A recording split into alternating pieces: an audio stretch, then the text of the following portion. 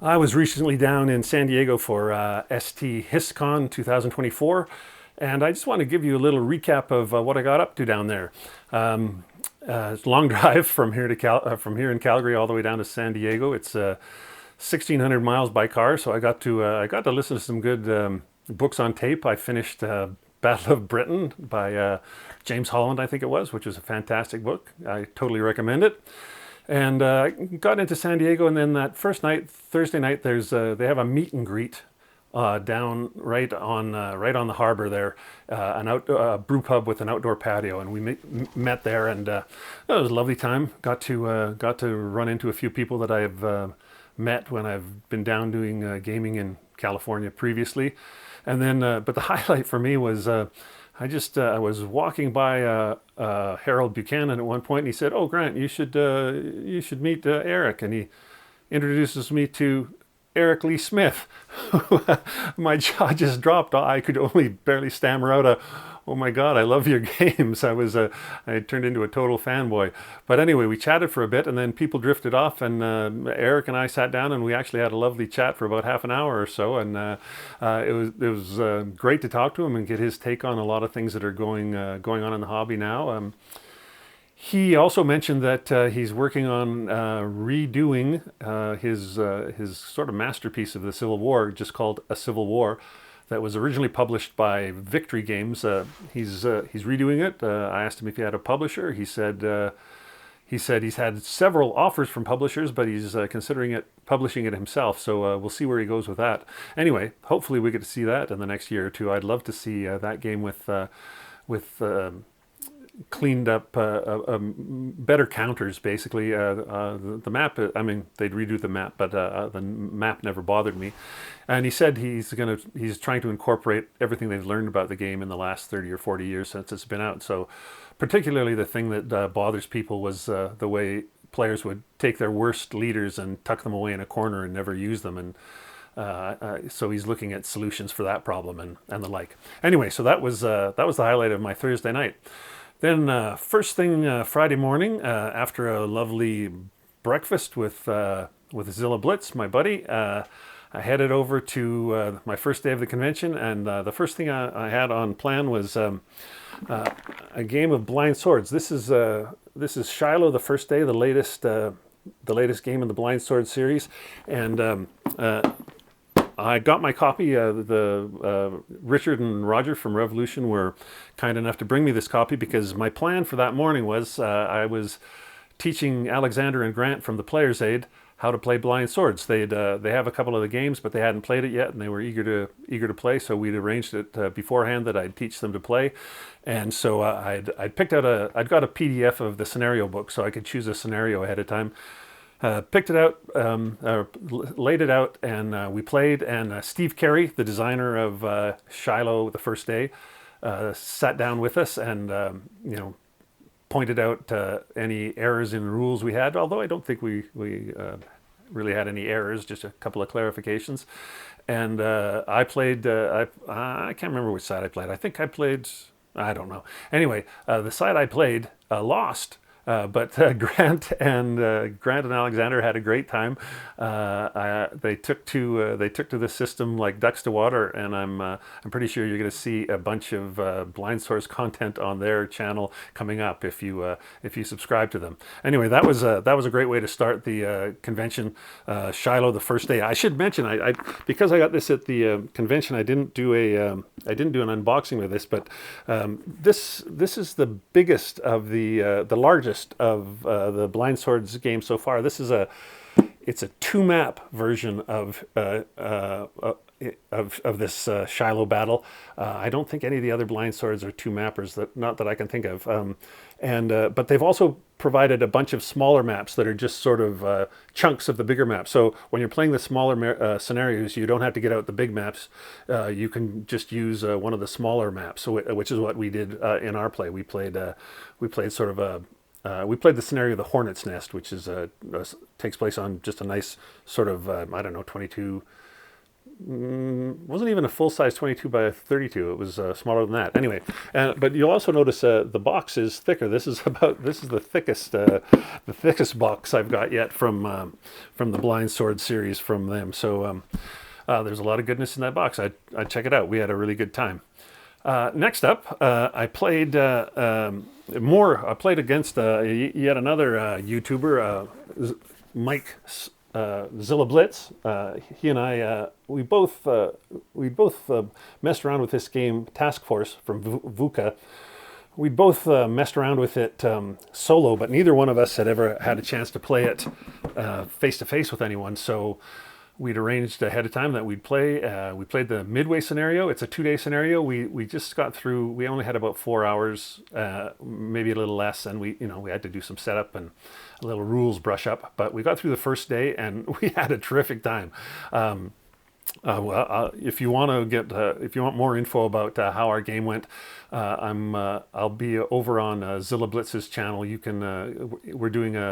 We're going to do a piece that's just about our experience with Task Force. But suffice it to say, we really enjoyed the cat and mouse of trying to find the other task forces, separating them from the dummies, separating the carrier task forces from the capital ship task forces, so that you could find the proper target to attack, and the cycle between your planes from being on a mission to landing to going to reserve and then coming back into ready and being ready to go on another mission. All that was super exciting, super fun, very tense.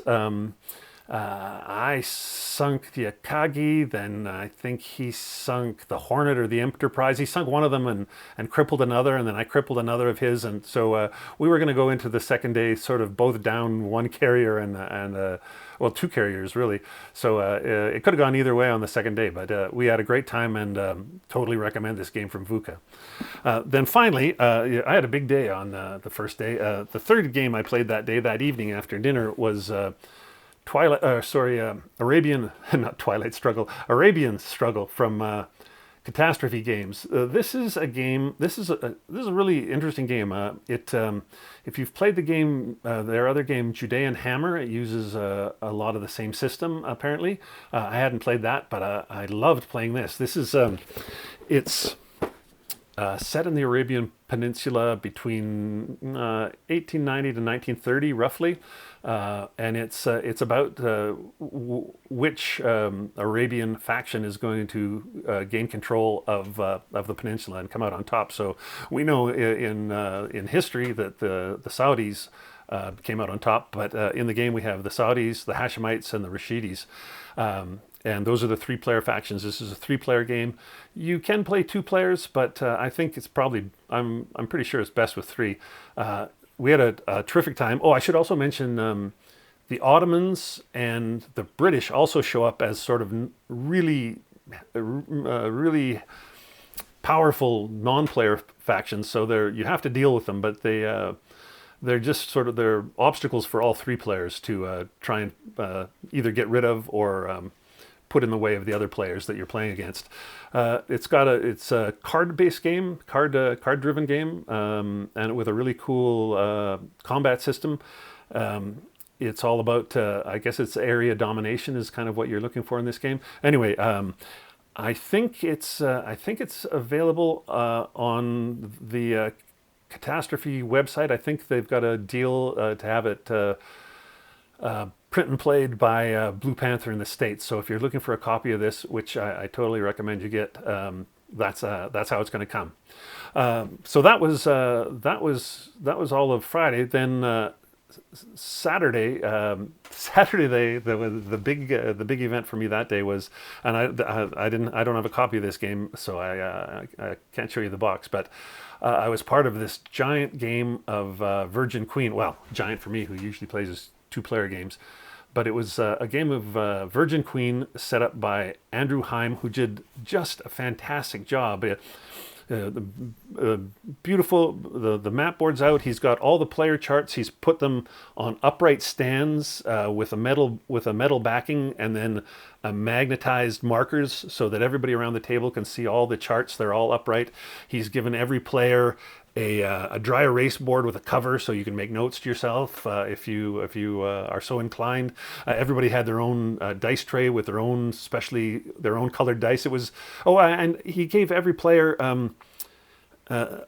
their own set of notes on if they hadn't played before or hadn't played the faction that they had been assigned before. It was just some notes on that, on your faction, on what your strategies possibly could be, what to look out for, what to try to do. It was just I can't say enough how great that was of Andrew. He went beyond the whole 9 yards. That was fantastic. Anyway, that game was it was me and the Alexander and Grant from the Players Aid again, as well as Maura Suckling, the designer and author, and Andrew, and then David Siskin, who's a California gamer that I always see when I go to San Diego or to JMT West, a great gamer who I played 3 games with him on the weekend. He was a great opponent each time.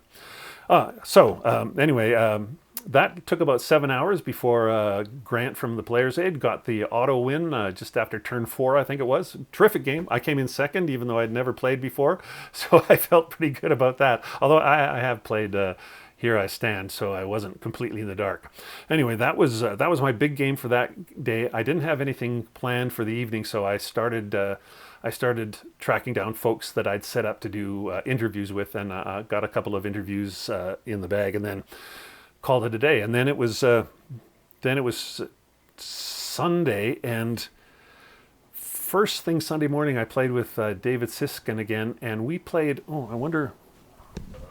I don't have the copy of it here, but I do have this one. We played Old School Tactical Volume 4, the Italian campaign. And we used the For the Empire expansion that gives you the New Zealanders and the Canadians. And David was kind enough to let me play the Canadians in a scenario against his Germans. And he's a longtime player of that system. I'd only messed around with it solo, like so many things. So it was great to have my first face-to-face game with that, and we had a terrific time. I think I diced him a bit. My Canadians ended up winning, but it was a really fun scenario, and it was fun to play that system. I'm a big ASLer, so it was nice to play a tactical World War II system that was lighter without being so light that it was no fun. This really hit a sweet spot. It was great. Did that. I can't remember what I did next. That's crazy, but I did manage to get 4 more interviews in the can. That was probably what I did for most of the rest of the day.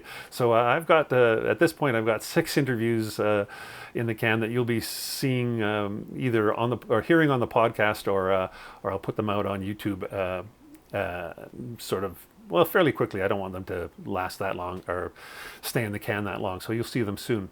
And then finally, it was Monday, and I had one more great game lined up. I had met Christina Carl at the previous San Diego Histcon. We'd met online already, but on BGG. But we played Bayonets and Tomahawks last time, and this time we were both interested in 1812, Napoleon's Fateful March. I'd had a fairly good look at this game. I'd played it only solo. I taught myself how to play it because I wanted to do some video and feature it on the podcast. Christine had it; she hadn't played it yet, so neither of us had really played it opposed. So we chose a middling scenario. There's of course the long game, which is like all the way there and back, basically. And then there's a scenario for the beginning, a scenario for the end, and a scenario for the middle section. So that's what we chose.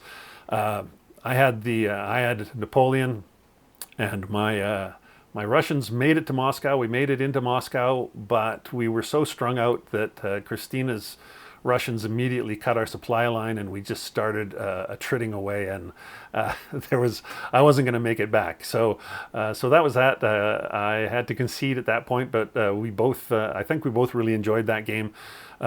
If you haven't seen it yet, check out my video on it. But it's an interesting system in that it uses blocks, but the blocks aren't for units. The blocks are orders, and you get 4 dummy blocks for dummy orders, and then depending on card play, you're going to get 4 to 6 other orders. And at the start of each turn, you assign these orders to your pieces on the board. Just your leaders are on the board. The armies are on a hidden sideboard. So you each assign your orders secretly, and then when they're revealed, one order type at a time, you may be surprised at what your opponent's doing. It's great. It solves a little bit of if you're one of those people who hates how much omniscience we have as players. There's a great little bit of fog of war with this game, and of course, another VUCA game, just like Task Force. Absolutely gorgeous components, and yeah, I'm looking forward to playing that one again, and perhaps getting a chance to play the full campaign. Anyway, that was that. After we got that done, it was all over but the crying, and I headed back to the first leg of my journey back to Calgary, and took another couple days to get back here, and then I needed a couple days to rest and back to work, and here we are. So anyway, that's my wrap up for this year at SD Histcon. I never know if I'm going to be able to make it back down for these things. I was surprised I got to go 2 years in a row, but if I get to go 3 years in a row, I'll jump at the chance. It was a great time. Thanks to Harold Buchanan and then everybody at HD Hist who pitched in to make such a terrific event. Thanks for watching. I'm Grant Lindenberg for Pushing Cardboard. Stop by our Discord server sometime and say hello. I'll see you there.